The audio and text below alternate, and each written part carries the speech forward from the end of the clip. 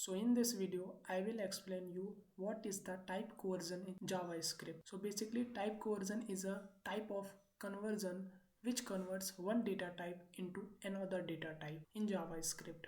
Like we can take a example. Let's say if we want to add 5 plus 4, then what will be the output? We can see the output 54.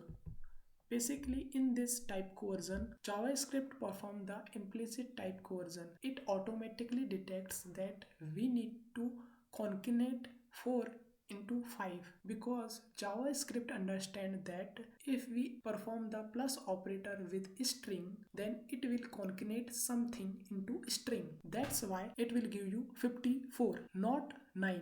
Okay, so these are the JavaScript implicit type coercion. If we add the minus operator, then what will be the output? The output will be 1. Why?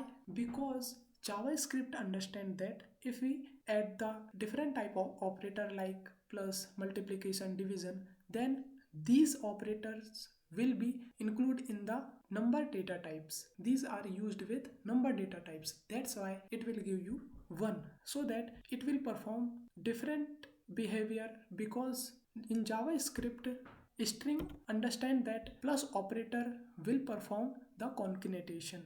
Okay, that's why it will give you 54. So this type of type coercion called implicit type coercion.